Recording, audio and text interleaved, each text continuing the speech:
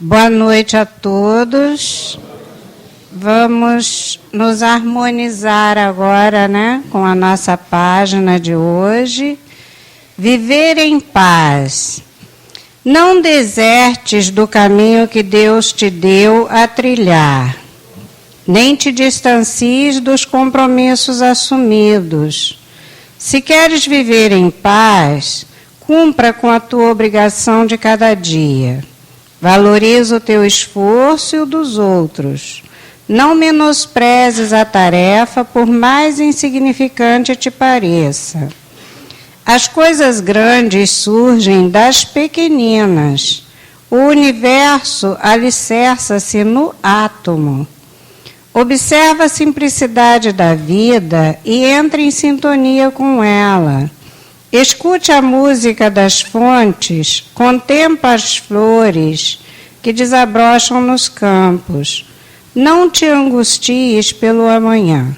Viver com alegria significa saúde e paz. Vigiai e orai. Irmão José, psicografia de Carlos Barcelli. Nós vimos que a página só está nos trazendo coisas que nós já sabemos, Para viver em paz, precisamos ter as nossas atividades materiais e morais em dia, Ter tudo nos devidos lugares e fazermos sempre aquilo que nos propomos, tanto profissionalmente como moralmente, e principalmente na nossa moral, com a nossa família, com nossos companheiros. Por isso, aqui embaixo, o vigiai e orai do irmão José, é que nós devemos sempre vigiar todos os nossos atos, todos os nossos pensamentos, Todos os nossos atos, que assim nós vamos ter paz e harmonia, Uma ótima noite a todos e uma boa palestra. Vamos então entrar em comunhão com Deus, elevando os nossos pensamentos ao alto, pedindo a Deus que nos beneficie com tudo aquilo que tanto pedimos, que tanto necessitamos. Jesus, amado companheiro,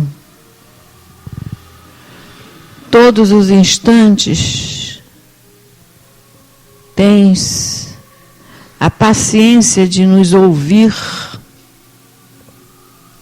a paciência de nos ceder o amparo que clamamos a todo instante por Ti. Temos aqui, Senhor, várias necessidades, pessoas que chegam à nossa casa trazendo consigo suas maiores necessidades. São problemáticas difíceis, por vezes, de serem resolvidas, mas todos estão confiantes em Ti, porque, Senhor, Tu és o poder, só Tu podes. E aos nossos irmãos desencarnados, aqueles que partiram antes de nós, que possam, Senhor, receber a luz que tanto necessitam. E é assim, Senhor, com o coração contrito, que eu venho pedir aos nossos guias e protetores, a esses espíritos amigos coordenadores de nossa reunião, pedir a eles para que, em nome de Deus, nos dê a permissão de iniciarmos a reunião da noite. Louvado seja nosso Senhor Jesus Cristo. Graças a Deus. Nós vamos ter o estudo da noite com o nosso companheiro João Nogueira, com muita alegria. É o caminho do Senhor próximo a nós. Boa noite a todos. Agradecendo a Deus, a Jesus, aos espíritos superiores, aos mentores da casa, a diretoria, todos vocês, por mais uma noite, a gente poder tentar falar um pouquinho e mentalizar o que realmente é importante nas nossas vidas. Muita gente fala que a religião, inclusive, o Karl Marx, é que tem essa grande frase, né? Grande no tamanho, talvez, mas pequena na ideia, né? A religião é o ópio do povo. O ópio, para quem não sabe, é aquela substância que entorpece, né? Então ele dizia que a religião é o ópio do povo. Ele até tem um tanto quanto de razão. Tem um outro materialista, um filósofo, Nietzsche, que dizia que o único cristão morreu na cruz. Ele também tem razão. A gente tem que entender que realmente os dois têm uma certa razão. A religião, como modo que a gente vem aprendendo ao longo de milênios, essa religião professada pelos homens, que, como diz Herculano Pires, prega o reino de Deus para herdar o reino da terra, né? Essa realmente é o ópio do povo, engana, né? E infelizmente, por algum tempo, nós vivemos dessa forma. E hoje, o ser humano, o espírito encarnado e desencarnado, ele está acordando. E hoje em dia já não mais tem tanta gente simplesmente acreditando por acreditar. A gente começa a entender que realmente o raciocínio, a lógica é importante na nossa vida. É importante nós sabermos que algo é algo e por que aquele algo é algo, né? Por que existe o carro, para que existe o carro, por que existe o avião e por aí vai, né? Todas as coisas têm os seus porquês e praquês.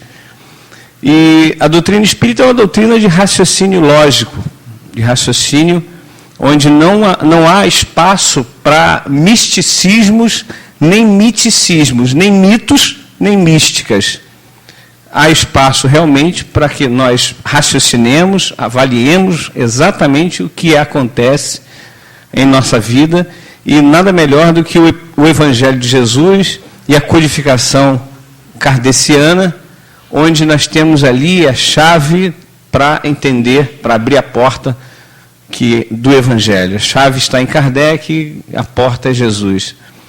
E Kardec, então, coloca logo no princípio do Evangelho segundo o Espiritismo a frase que a maioria de nós conhece, que é: fé inabalável só é aquela que pode encarar frente a frente a razão em todas as épocas da humanidade. Então, como o nosso tema hoje é a respeito das riquezas, né, no capítulo 16, aliás, depois eu tenho que corrigir, eu botei no Facebook um outro tema, que é de uma outra palestra que eu vou fazer ainda. Esse negócio de Facebook, às vezes, enrola um pouquinho a gente, né? Mas você conseguiu falar comigo mais fácil pelo Facebook. Mas então o capítulo 16 do Evangelho segundo o Espiritismo, item 7 e 8, que é provas da riqueza e desigualdade da riqueza. Muita gente fala que o Espiritismo faz apologia à pobreza, ou seja, renegaria a riqueza e diria que nós deveríamos buscar a pobreza. Isso a nível material.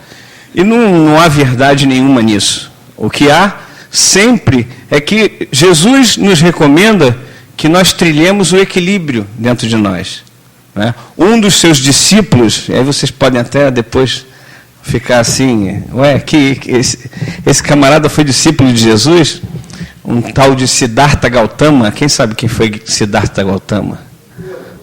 Pode falar.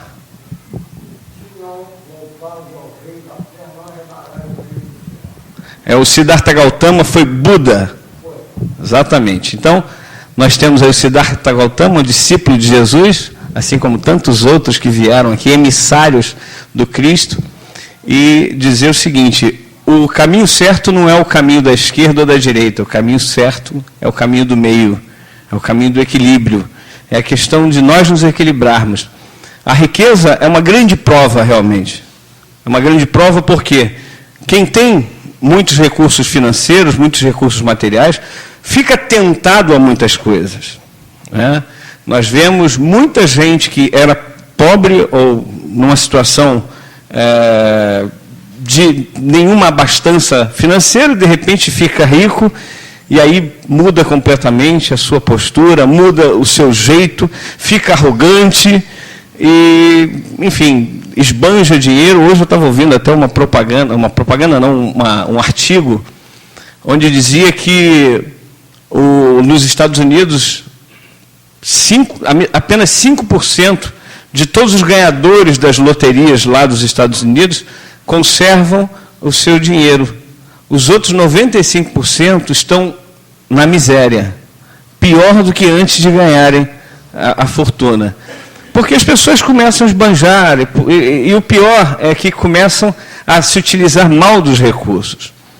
Nós sabemos que, então, a prova da riqueza é uma prova muito difícil de se cumprir, de se ultrapassar. E quando nós vemos no mundo a riqueza está nas mãos, as grandes riquezas estão nas mãos de meia dúzia, a gente começa a falar assim, mas essa riqueza poderia ser melhor distribuída. Só que o próprio Kardec ele vem nos alertar o seguinte: olha, se essa riqueza toda fosse distribuída para todos de forma igual, não dava para o sustento de cada um. Então, essa riqueza não seria bem distribuída se fosse totalmente igualitária. E outra coisa, cada um de nós tem a nossa capacidade. Se alguns recursos financeiros caem na mão de um Schindler, por exemplo, quem viu o filme A Lista de Schindler, que era um alemão, que pura e simplesmente acabou com a sua riqueza para libertar o povo judeu do jugo alemão. Então ele libertou muitos judeus. E até me lembro do final do filme, uma cena emocionante, ele pegou o anel dele, quem viu o filme vai lembrar, ele pega o anel e começa a chorar, porque ele pensa assim, quantos mais eu poderia ter salvo com isso aqui? Então, a riqueza caindo na mão de certas pessoas, como o Schindler, são realmente pródigas, elas ajudam muita gente, elas fazem com que haja um impulsionamento das benesses para as pessoas que mais necessitam, principalmente, né? Mas as riquezas não caem sempre nas mãos dessas pessoas, mesmo porque todos nós devemos passar, num determinado momento, ou em alguns momentos da nossa existência, pelas provas tanto da riqueza quanto da pobreza, né? Tanto de ser uma pessoa com muito dinheiro, muitos recursos, quanto de sermos uma pessoa com parquíssimos recursos, como a gente vê em Níger, na Etiópia e em vários outros países, que a gente nota que a pobreza absoluta é realmente muito grande, a miséria mesmo. Nós costumamos fazer uma distribuição de Natal lá na favela do Lixão, né, lá no Jardim Gramacho, em Caxias. E hoje em dia já está muito melhor, mas no início, quando a gente começou realmente a ir, nós encontrávamos barracos de papelão, vocês imaginam. E nós fomos, a primeira vez foi logo depois de uma chuva forte que teve aqui no Rio de Janeiro, e aí os barracos de papelão se desmoronando, se desconjuntando, e pessoas lá dentro, crianças, porcos convivendo com aquelas pessoas, uma imundície muito grande, e a gente começa a olhar e falar assim, caramba, se eu tivesse dinheiro, né, eu ia dar um jeito nisso aqui. Mas há também a necessidade daquelas pessoas de passarem por aquilo. Como há a necessidade de todos nós de passarmos exatamente pelo que nós estamos passando. Nós temos na nossa vida, na nossa existência atual, exatamente a medida do remédio para a cura da alma. Nós estamos ainda com a nossa alma enferma, nós somos espíritos ainda enfermos, e nós precisamos nos curar, nós precisamos chegar à perfeição. Essa é a nossa meta, a perfeição. Então, para isso acontecer, nós precisamos irmos tomando remédios, e muitas vezes os remédios são amargos. Aliás, muito amargos, né? Então, quando a gente começa a verificar, né, ver a Denise ali agora, ela já foi, né, várias vezes lá no Lixão, é temeroso, levou o filho dela, que ficou assim impressionado, né? É bom isso, o choque de realidade. Outro dia no nosso programa, aliás, quem é que ouve o programa Caminho do Senhor aqui? Bem, graças a Deus. Quem não ouve o programa Caminho do Senhor, todo domingo, das 12 às 13h30, terças e quartas, 22 às 23 horas, pela primeira rádio espírita do mundo. Nós muitas vezes ficamos até impressionados que tem muita gente no meio espírita que não conhece a Rádio Rio de Janeiro. E ela é a primeira rádio espírita do mundo, é uma rádio que vive com grandes dificuldades para colocar no ar programas maravilhosos, principalmente para pessoas que não podem fazer isso que vocês estão fazendo aqui, que nós estamos fazendo, que é vir à casa espírita, vir ao centro espírita. Tem pessoas que não podem sair de casa, então o centro espírita vai até elas através da Rádio Rio de Janeiro. Então divulgue a Rádio Rio de Janeiro, 1400 kHz AM, e também em www.radioriodejaneiro.am.br. Não decoraram nada, né? Não tem problema. Depois a gente pode divulgar. No informativo tem, né? Então, perfeito. Então, nós temos lá, no programa Caminho do Senhor, a gente estava comentando outro dia, exatamente essa questão das nossas dificuldades de compreender que nós estamos colocados no lugar certo, no momento certo, com as pessoas certas, com os remédios certos, mas a gente não se conforma com isso. A gente acha sempre que a vida do outro é melhor do que a nossa. Mas a vida do outro é do outro, não é nossa. Nós temos que viver a nossa vida e buscar crescer, não para sermos melhores do que os outros, mas sim para sermos melhores do que nós mesmos. Esse é o grande desafio que nós temos da nossa vida.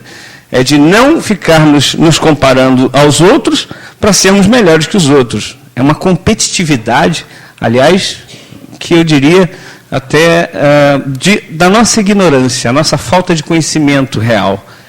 Porque o momento que nós tivermos um conhecimento verdadeiro, pleno, nós vamos ver que a benesse maior que nós temos é de nos melhorarmos, de competirmos com nós mesmos e cada dia nós estarmos melhores.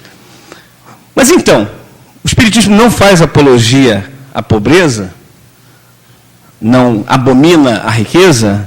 Não, claro que não. A riqueza está distribuída, como nós falamos, pelas mãos que devem ser distribuídas, por pessoas que podem fazer bom uso e por pessoas que não fazem bom uso dessa riqueza. Mas é necessário, porque nós temos o livre-arbítrio. Todos nós, através do nosso livre-arbítrio, vamos utilizar dos recursos, sejam eles pequenos ou grandiosos, da forma que nós entendermos melhor. E se nós começarmos a perceber que podemos fazer diferença na vida de 1, 2, 10, 20, 1000 pessoas, através dos recursos que vêm às nossas mãos, ótimo. Mas tem uma passagem na Bíblia que fala do óbolo da viúva, onde aquela viúva, existia um chamado gasofilácio, né? Imagina um vaso grande, feito de cobre, na frente do templo, onde todos iam lá e colocavam as suas oferendas. Aquilo era as oferendas para o templo, né? Em recursos, em dinheiro. Então, iam pessoas lá, levantavam as mãos e abriam, né, as mãos com as moedas. O dinheiro não tinha dinheiro de papel na época, né, era só moeda de metal. Então, eles levantavam as mãos, abriam, que era para fazer bastante barulho, para mostrar, olha, esse aí foi um coração generoso. E, de repente, no meio das pessoas lá, de forma muito oculta, a viúva deu lá, como se fosse hoje em dia, 1 centavo. A moeda de 1 centavo nem tem mais, né? Então vamos para 5 centavos. Dá para alguma coisa 5 centavos, gente? Nem a bala. Nem bala mais dá. É? Tem bala de 5 centavos? Tem? É mesmo? Ah, então tá bom. Mas uma bala não dá para fazer. Uma bala não dá para fazer muita coisa, né? Nós ouvimos a irmã falando aqui a respeito da energia elétrica, e as pessoas não sabem quanto é que custa para manter uma casa, né? Uma casa dessa, com energia elétrica, com água, com telefone que é necessário, e com várias outras coisas, paga-se imposto, né? Muitas outras coisas, limpeza, e isso tudo custa dinheiro. 5 centavos, será que daria para pagar alguma coisa? Obrigado. Não, mas se juntar 5 de um, 5 de outro, imagina aqui, ó, tem quantas pessoas aqui mais ou menos? 300? 200? 200 pessoas, 5 centavos, fazendo uma conta rápida, dá o quê? Dá 100 reais. 100 reais. 100 reais já dá alguma coisa, né? Não é? Então, aí quer dizer, quando a gente começa a pensar, não, eu só tenho isso, então não vou dar isso porque não vai resolver nada. Mas quando você começa a juntar um pouquinho de um pouquinho de outro, já dá alguma coisa. E não é apenas isso. O óbolo da viúva tem uma mensagem por trás muito interessante. Jesus diz que ela foi a que deu a maior contribuição. Os outros deram muito em recursos financeiros, mas ela deu de si. Ela deu daquilo que lhe faltava até. Aquilo era o seu sustento. Então ela deu daquilo que lhe faltava. Os outros deram do que sobrava. Então ela foi a que mais contribuiu. E o detalhe, a sua intenção ao colocar aquela oferenda ali, no gasofilácio, ela carregou a sua energia positiva e contaminou, pela sua moedinha, contaminou todas as outras que estavam ali no gasofilácio. As nossas energias, elas são muito potentes, tanto para o lado positivo quanto para o lado negativo, né? Então, ela fez uma grande contribuição. Quem ouve o programa, então, sabe que nós ganhamos um terreno em Guaratiba, estamos construindo lá, né, um pequeno prédio, né, de 3 pavimentos, onde já são atendidas as crianças do Educando Corações, e serão atendidas lá as crianças do CASEC, que é o Centro de Atendimento à Criança Especial e Carente. Hoje a gente tem cerca de 70 crianças especiais e 75 crianças carentes sendo atendidas pelo Caminho do Senhor e pelo CASEC. E muita gente liga para nós e fala assim, nós temos uma campanha que é doe 15 reais durante 10 meses para ajudar na obra. E tem gente que fala, olha, eu não tenho condições nem de dar 15 reais, não tem problema, faça as suas orações. Os seus pensamentos vão fazer com que aquelas paredes possam ser cada vez mais elevadas, melhoradas e finalizado toda a obra através exatamente do que acontece primeiro na nossa vida. Antes de nós construirmos alguma coisa, primeiro acontece no pensamento. O arquiteto, antes do prédio ser erguido, você que é arquiteta, né? Não? Quem é? A irmã. Eu sempre confundo. Então, o arquiteto pensa primeiro no prédio, todos os detalhes do prédio, ou a grosso modo do prédio, e depois ele passa para o papel. E ao passar para o papel, também ele vai pensando em novas coisas que podem ser agregadas, modificações e tal, e vai colocando no papel. E dali do papel é que vai ser materializado, vai ser construído o prédio. Mas primeiro aconteceu no pensamento do arquiteto. Assim como tudo na nossa vida, acontece primeiro no nosso pensamento, para depois virar matéria densa. Mas o pensamento já é matéria. Então, sempre quando nós buscamos essa vontade de ajudar, vontade de estar junto, vontade de melhorar aquele tipo de trabalho, nós estamos mandando energias positivas para aquele tipo de trabalho, né? A gente sabe que aqui, como é que está a obra? Não está? Mas vai estar, né? Então, vai estar de acordo com as nossas possibilidades, não apenas possibilidades financeiras. Emmanuel tem uma frase que ele diz assim, quando a obra é boa, nós pagamos a conta.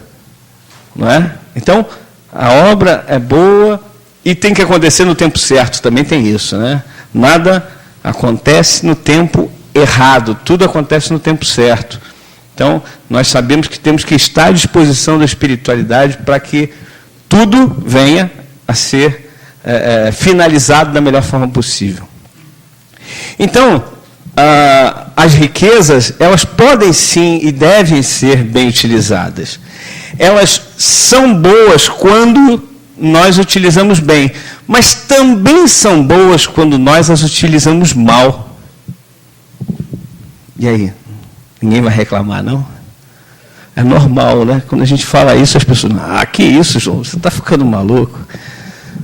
Quarta-feira à noite, a gente começa a ficar meio...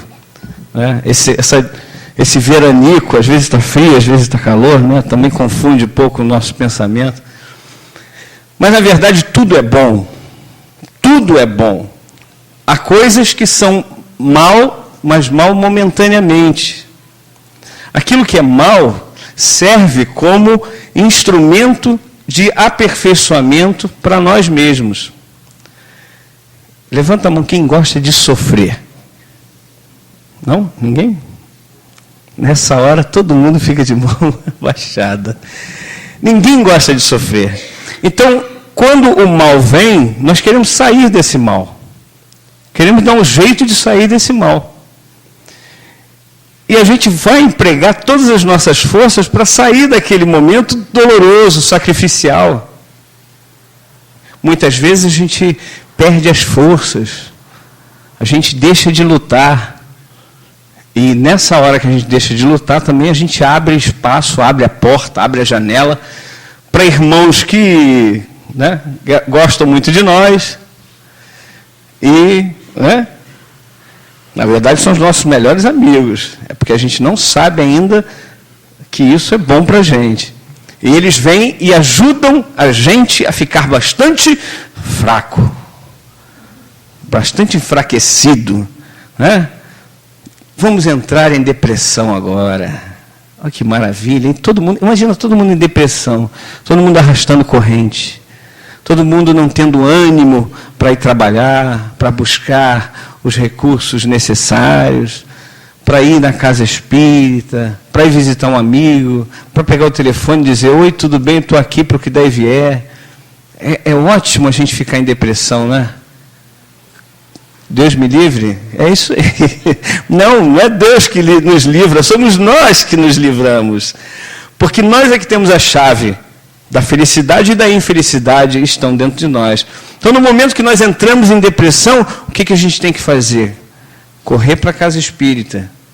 Correr para buscar um tratamento médico. Porque em momento nenhum vocês vão ouvir numa casa espírita séria, como é o caso do Esperança em Cristo, para vocês abandonarem qualquer que seja o tratamento médico negativo, né? As coisas ocorrem em paralelo, o tratamento espiritual, o tratamento físico.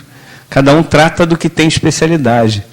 O corpo físico é para ser tratado pelos médicos aqui encarnados, e o corpo perispiritual e o espírito são para serem tratados pelos médicos espirituais, e principalmente aquele médico que faz toda a diferença, que somos nós mesmos. Não é? Muita gente fala assim: Jesus é o médico das almas. É o maior médico das almas, com certeza. Mas porque ele aprendeu a exercer a medicina nele próprio. E nós podemos aprender isso. Nós devemos aprender isso. Nós devemos jogar para dentro de nós coisas boas, coisas positivas. E nesse momento só que a gente está em depressão, o que a gente tem que fazer?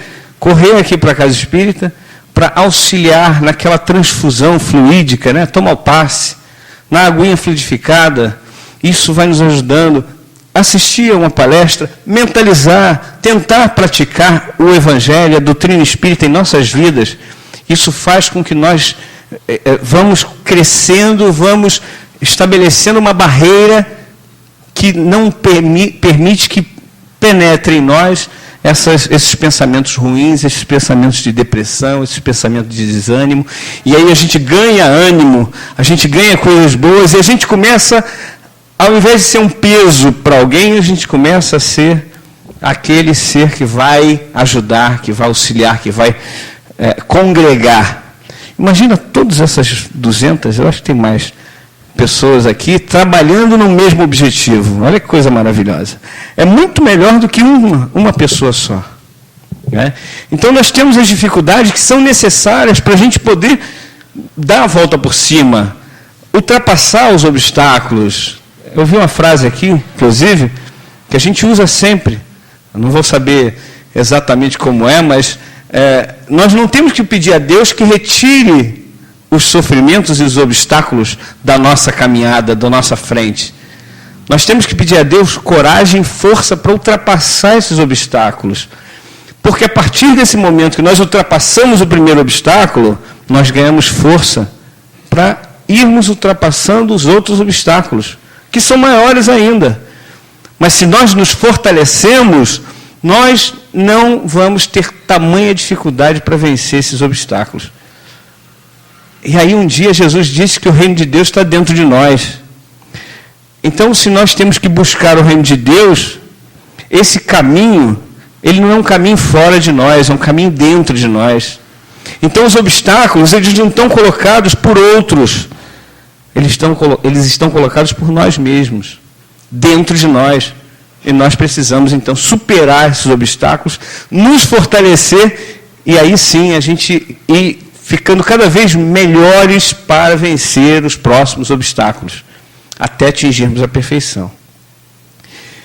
Quis Deus que houvesse a riqueza, que houvessem os bens materiais, e que nós fôssemos qual girassol que busca, no início, não a luz divina, mas os benefícios do nosso organismo físico, principalmente. No início da nossa evolução espiritual, nós somos muito materializados, muito apegados à matéria, muito animalizados. Então, quando nós iniciamos, saímos lá do reino animal e entramos no reino hominal, nós somos ainda muito animalizados realmente. Então, o que nos importa é o estômago saciado, principalmente, o estômago saciado e sexo. São as coisas que mais nos importam nesse princípio de caminhada. E a gente vai fazer tudo para conseguir cada vez mais saciar os dois. E nessa busca, o que faz o ser humano? E hoje a gente vê, é só abrir o jornal, ver um jornal na televisão, ou qual que seja a mídia, qual que seja o meio de reportagem. Nós temos aí pessoas buscando exatamente esses dois recursos, esses dois vícios, ampliá-los, satisfazê-los, através exatamente dos recursos financeiros. O camarada que ganha muito dinheiro, legal, vou comprar um carro, mas vou comprar um carrão, aquele que eu chego e as meninas ficam logo querendo entrar no meu carrão. O Roberto Carlos já cantava isso, na década de 60. Então, nós vemos que há uma necessidade de expor, muitas vezes, algo até que nós não somos. Aliás, a maioria das vezes, nós queremos expor aquilo que nós não somos. Porque se nós formos expor aquilo que nós somos, vai sobrar pouca gente ao nosso redor. As pessoas vão ver o que nós somos e aí fica meio difícil de conviver com a gente. Então, a gente finge, a gente bota uma máscara, nós somos bonzinhos, somos agradáveis muitas vezes, Então, eu estou falando isso no modo geral, a humanidade, não nas pessoas que já conseguiram realmente vivenciar ou tentar vivenciar esse Evangelho de Jesus. Mas o que ocorre? Com essa nossa necessidade de buscar os recursos financeiros, nós começamos a aprender coisas. Peraí, eu preciso estudar. O que é pregado na sociedade, principalmente a nossa sociedade, que é uma sociedade capitalista? É que nós devemos ter cada vez mais condições de ganhar recursos financeiros. É preciso ter. Então, pega a criança e bota nos melhores colégios, para que ela possa sair do fundamental bem, para ir para um segundo grau maravilhoso, pegar uma faculdade ótima, excelente, de altíssimo nível, depois vamos fazer pós-graduação, vamos isso, vamos aquilo, cursos de especialização, então, tudo visando melhorar profissionalmente. É ruim? Não é ruim, mais uma vez. Mas voltamos a Buda. o que é o extremo? O extremo é negativo. O positivo é o caminho do meio. Então nós vamos para os extremos. Muitas vezes nós vamos em um extremo, depois vamos para o outro extremo. E nenhum dos dois é bom. Ele só é momentaneamente bom. Para a nossa fase evolutiva, está deixando de ser bom. Porque a gente já está na era do espírito. A gente está deixando a era do animal de lado. Já foi tempo. Está acabando, gente. O planeta está se transformando. Estamos nos últimos dias do planeta de provas e expiações. Estamos entrando na nova fase do planeta Terra, que é de regeneração e provas. Então nós temos que pensar aquilo que Brian Weiss, o psiquiatra norte-americano, aliás, psicólogo norte-americano, fala que nós não somos corpos materiais tendo experiências espirituais. Nós somos espíritos tendo experiências corporais. Quem é que acha que não vai desencarnar, levanta a mão. De novo, ninguém levanta a mão. Agora, quem é que acha que não vai morrer, levanta a mão. Eu não vou morrer. Vocês vão morrer? Hã? Morre a carne, nós não morremos, nós somos espíritos. E o espírito vive de quê? De que se alimenta o espírito? Vamos lá. De oração, o que mais? Do pão. Do pão? Que pão? O pão espiritual. Dos ensinamentos de Jesus. Jesus disse, eu sou o pão da vida, da verdadeira vida. Não o pão que hoje nós comemos de manhã ou agora à tarde, e que amanhã ele já deixou de existir no nosso organismo, ou melhor, se transformou. Daqui a 10 dias, nem resquício tem desse pão no nosso organismo. Mas o pão espiritual, aquele que nós aprendemos e aquele que nós apreendemos. Ou seja, não basta aprender intelectualmente, temos que passar para a prática, passar para o dia a dia, botar na nossa vivência do dia a dia. Não adianta nada. O Kardec diz o seguinte, a religião que não transforma o homem para o bem não está atendendo ao seu princípio básico, que é o de melhorar o ser humano. Então, se a gente vem aqui, estuda, tem gente que está há 50 anos na doutrina espírita, 60, 70, vou botar 90, que é para a tia Guacira não ficar achando que eu estou falando dela. 90 anos na doutrina espírita, não é? E aí, eu sou espírita, a gente bate no peito, né? Eu sou espírita. O que diz lá a definição de verdadeiro espírita? Alguém sabe?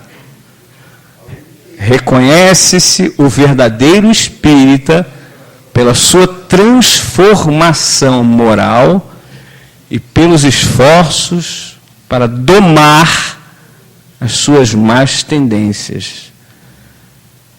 E tem gente que quer arrancar as más tendências. Tem gente que quer arrancar a moral baixa, vamos dizer assim, negativa. Tem gente que quer arrancar os erros de dentro de si. Não é assim que se processa. Olha a definição. Reconhece-se o verdadeiro espírita pela sua transformação moral. Se algo está errado, esse algo não tem que ser jogado fora, ele tem que ser transformado, modificado. Os esforços que nós temos que fazer por domar as nossas más tendências, imaginemos que as más tendências sejam um cavalo selvagem. Para nós fazermos com que esse cavalo seja um cavalo do bem, nós não podemos matar o cavalo, gente. Temos que domá-lo. Domar é fazer com que ele comece a atender às regras, às leis, às determinações do cavaleiro. Então nós somos esse cavalo e devemos domar a nós mesmos. Tiago, o apóstolo de Jesus, primeiro discípulo, depois apóstolo, né? Ele diz o seguinte: o homem consegue domar os animais da terra, os animais do mar e os animais, as aves dos céus, mas não consegue domar a sua própria língua. E entenda-se língua aí, não no sentido de falar apenas, no sentido de pensar. Nós estamos na fase de pensarmos, de raciocinarmos, de entendermos as coisas e praticarmos essas coisas que nós entendemos em nossa vida. Qual é o princípio da evolução? Acho que são 4 passos, agora eu não lembro mais. Mas conhecer para discernir. São 4. Conhecer para discernir, ou seja, nós temos que conhecer para diferenciar o que é o certo e o que é o errado. Está lá no Evangelho de Jesus, segundo João, nos capítulos 14, 15 e 16, quando ele diz que o Consolador viria e ficaria conosco eternamente. E ele convenceria o mundo do pecado, da justiça e do juízo. Por que convencer o mundo do pecado? Convencer o mundo do pecado é assim, ó. Pega uma criancinha de 2 anos e pergunta para ela: quantos são? Eu vou mudar essa conta que eu só falo 2 mais 2. Vou falar 5 mais 5. Melhorou, né? Eu estou evoluindo, né, tia? Então tá bom. Quantos são 5 mais 5? A criança fala 8. Ela errou? Não errou. Não errou, ela não sabe qual é o certo. Como é que ela pode ter errado? Então você explica, você pega os 10 dedinhos. Eu não posso passar de 5 mais 5 não, porque senão não tem dedo para contar, né? Então você põe os dedinhos assim, né? E fala para a criança: vamos lá, 5 mais 5, vamos contar. Aí você conta, dá 10. A criança: tá. 5 mais 5, 10, tá bom. Se você pergunta a segunda vez e ele responde 9, ele errou agora? Errou, claro, porque você já ensinou, né? Agora ele errou muito ou ele errou pouco? Pouco? Por que pouco? A diferença de uma? Não, então vamos mudar aqui. Se eu pegar... Vamos mudar aqui. Você me pegou, mas deixa eu mudar então. Olha só, pergunta para a criança agora: 5 mais 5, quanto dá? Ele fala 3. Ele errou muito ou pouco? Hã? Foi grande? Não, na verdade ele não errou muito, ele errou pouco. Por quê? Pergunta agora para quem já tem faculdade. 5 mais 5, ele fala 9,5, que é o que ele quer tirar na prova final. 9,5. Ele errou muito ou errou pouco? Muito, porque muito mais será pedido de quem muito recebeu. A criança acabou de aprender, então ela ainda não está firme nos passos. Então, quando ela ficar firme nos passos, aí sim ela vai começar a errar cada vez mais. Você está rindo? Tem uma amiga que fala assim: por que eu fui conhecer a doutrina? É normal, natural. Então, nós temos essa coisa dos erros e a gente precisa aprender a transformar. Se hoje nós não sabemos lidar bem com essa questão dos recursos financeiros, né, tem um monte de faculdade aí, curso, etc., que ensina. Não é aqui na casa que a gente vai aprender. Né? Mas nós precisamos entender que Deus nos concedeu os recursos não como poceiros, mas como mordomos ou administradores dos recursos. Como administradores, quando chegar a hora, nós teremos que dar contas da administração que nós fizemos. E aí o que a gente vai fazer? Vai falar: Deus, eu precisava viver, né? Afinal de contas eu estava na Terra, estava encarnado, eu precisava lá de 3 casas, como eu tinha, né? Uma casa na cidade, 2 casas no campo. Aí eu tinha 3, não, tinha 4, né? Tinha uma na praia também. Carro, eu tinha 5 carros, mas era necessário, porque lá em São Paulo, onde eu moro, tem rodízio, né? Então eu tinha que mudar a placa. Tá, e os 2 aviãozinhos? Não, aviãozinho necessidade de me deslocar com mais frequência. E o grande iate que você tinha... Não, o iate, claro, eu tinha que passar um tempo. E a gente está brincando assim, mas a gente está extrapolando até nessas questões dos bens materiais, mas se a gente for olhar, abre o armário. Tem um amigo outro dia que falou assim, eu tenho 2 pares de sapato, um preto e um marrom. Aí eu saio segunda-feira com preto, terça-feira com marrom, quarta-feira com preto, quinta-feira com marrom, sexta-feira com preto. Aí segunda começa com marrom. Legal, boa ideia. Quantos pares de meia? Eu tenho 6 pares de meia preto, 6 pares de meia marrom. Legal. Vai lavar, etc. e tal, né? É importante também que se lavem a roupa, né? Não pode deixar suja. Principalmente meia, né? Então, tá, ok. Mas para que 350 pares de sapato para uma pessoa? Fala para mim. Vamos abrir o armário, vamos ver lá. Olha, tem coisa aqui que eu não preciso. Não tenho necessidade. Então, eu não vou ficar com isso acumulando ácaro, acumulando um monte de poeira, um monte de coisa que vão até me fazer mal. Então, eu vou doar para alguma instituição que aproveite isso. Né? Pode doar aqui para o Esperança em Cristo, se sobrar alguma coisa, pode doar lá para o Caminho, para o Cassete, que a gente faz bazar. Né? Então, tem que fazer propaganda, né, tia? Aproveitar. E outra coisa, vamos ao shopping. Legal? Vamos ao shopping. Entramos no shopping. Caramba, que calça linda. Bolsa, né? Que bolsa maravilhosa. As mulheres adoram isso. Essa parte, então. Que bolsa maravilhosa. Mas eu já tenho 5 bolsas em casa. Para que eu quero mais uma? Não, mas essa está muito bonita. Aí você pensa assim, eu realmente preciso dessa bolsa? Essa pergunta é uma pergunta difícil de responder, né? Porque muita gente fala, eu realmente preciso. Aí, 5, 6 meses depois, vai abrir o armário e essa bolsa aqui eu nunca usei. Você falou da bolsa, eu tive que usar o exemplo da bolsa. Eu ia falar da calça, né? Porque calça homem e mulher usa. Você falou da bolsa. Mas é verdade, gente. A gente se deixa levar. Outra coisa, homem não pode ir ao supermercado, principalmente com fome. É verdade ou mentira? Não é? Homem não pode ir ao supermercado. Marco? Não pode, porque começa a colocar um monte de coisa que não tem uso em casa.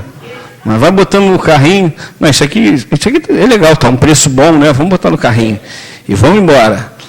Aí chega lá o carrinho repleto. Chega em casa a esposa, mas para que você comprou isso? Eu não uso isso. O homem faz isso. E com fome, então, é pior ainda. Né? Então, a gente tem essa coisa da compulsividade da compra. A compulsividade de armazenar coisas dentro de casa. Vira e mexe, tem uma reportagem de pessoas que amontoam lixo. Já viram? Pessoas que amontoam lixo em casa. É algo realmente absurdo. Aí a pessoa, coisas quebradas, por exemplo. Não, esse copo eu gostava tanto, eu vou deixar ele aqui, está quebrado, mas um dia pode aparecer a peça que está faltando nele, e aí eu colo.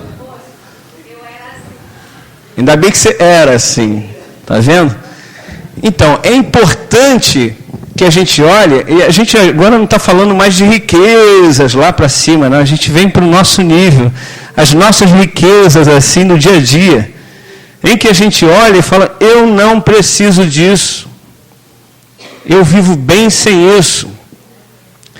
Aí, vou fazer mais uma pergunta, gente, pode levantar a mão, se tiver com problema levanta assim, ó, tá? É o seguinte, quem aqui quer ser feliz? Tem gente que não levantou a mão.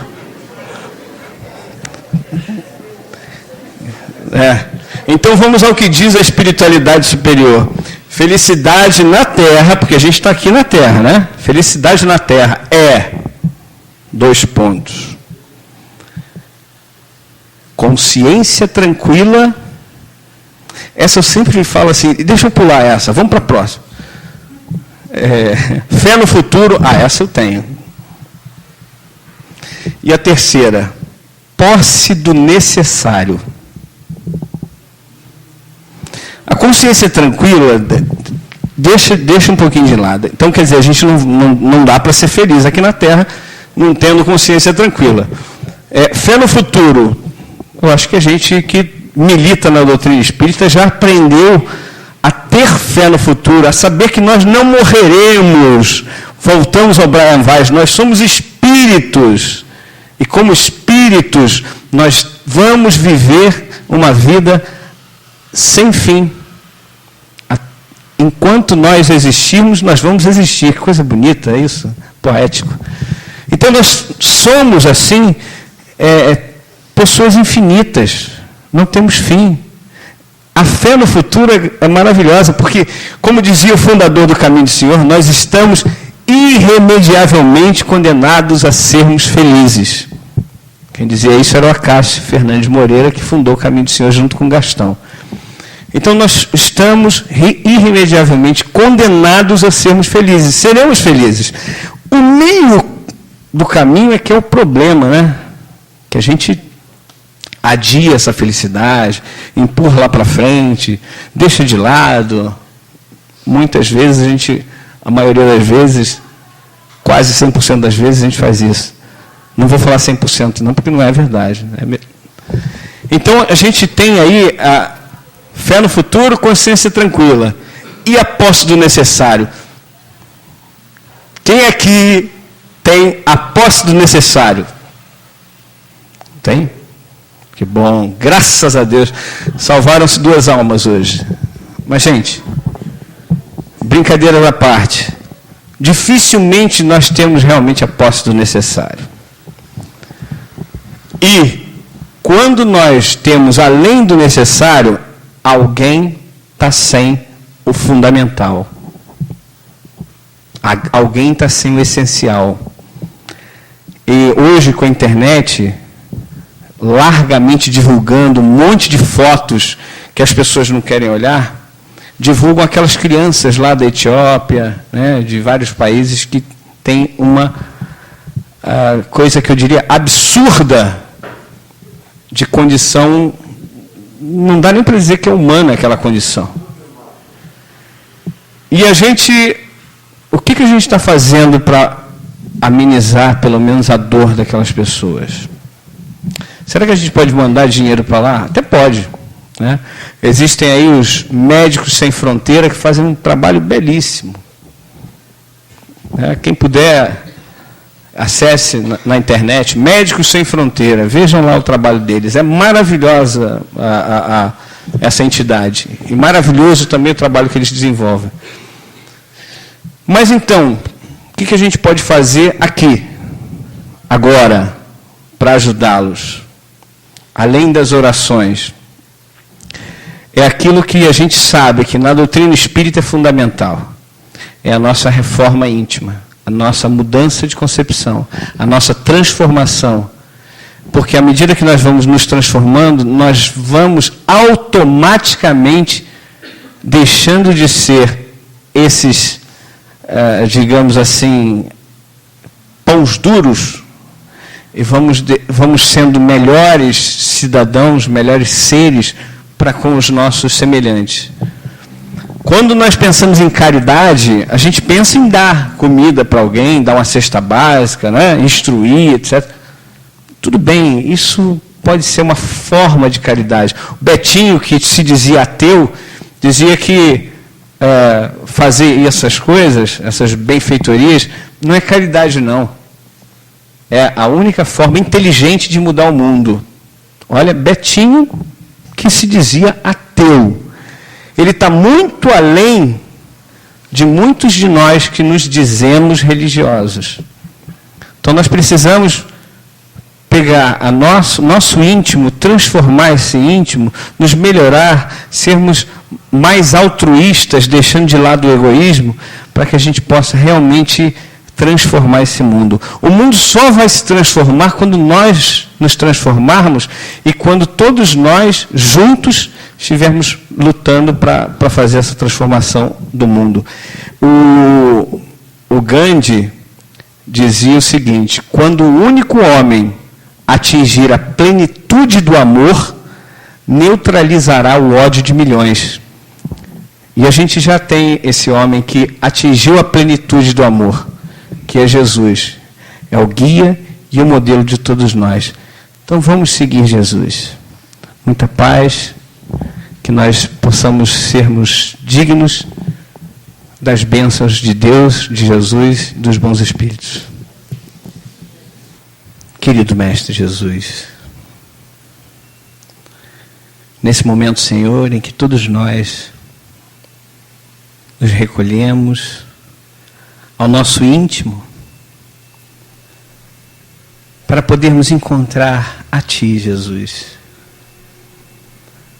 Porque Tu dissestes que não estarias aqui ou acolá, mas Tu estarias dentro de nós.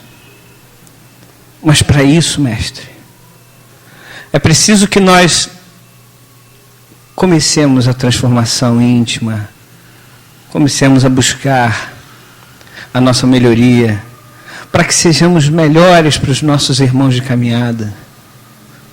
Senhor, auxilia-nos, dá-nos coragem, dá-nos força, para que nós possamos vencer essa grande batalha do homem novo em favor do homem velho, para que o homem velho se transforme e venha a ser um homem novo.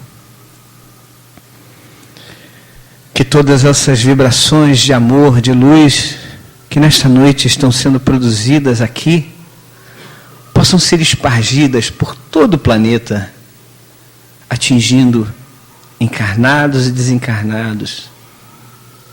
Quem sabe, Senhor, tem um irmão prestes a cometer um crime agora e ele seja contagiado por essa luz divina e ele deixe de cometer esse crime e se transforme, se modifique. Para Ti, Senhor, não existe impossível nenhum. Tudo é possível para aquele que crê, já diz o salmista. E nós, Senhor, estamos aqui hoje, querendo que Tu possas nos ajudar a guardar os ensinamentos que Tu nos destes nesta noite e que possamos sair daqui com o íntimo propósito de trabalhar, de praticar, de mobilizar a nós e aos que nos rodeiam para realmente transformarmos esse mundo. Mas comecemos por nós, Senhor. Que a Tua luz possa iluminar a todos neste momento. Acompanha, Senhor, cada um dos irmãos que aqui está, aos seus lares. Ilumina os lares de cada um. Equilibra, Senhor, a família de todos nós. Que possamos ter no nosso lar o amor, a paz, a esperança e a fé. Te agradecemos por hoje e por sempre, Jesus.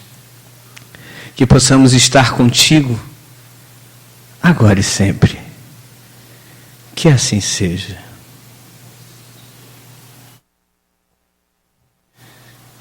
Finda-se este dia que meu Pai me deu, sombras vespertinas cobrem já os céus. Ó Jesus bendito, se comigo estás, eu não temo a noite, vou dormir em paz. Senhor Jesus, como te agradecemos pela oportunidade que temos de juntos meditarmos.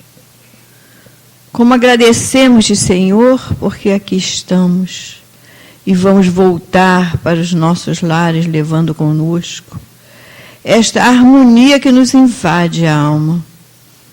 Obrigado, Senhor, muito obrigado. E eu peço aos nossos guias e protetores que nos dê a permissão para que, em nome de Deus, estejamos dando como encerrada a primeira parte de nossos trabalhos da noite de hoje. Louvado seja nosso Senhor Jesus Cristo e que haja sempre muita paz em nossos corações.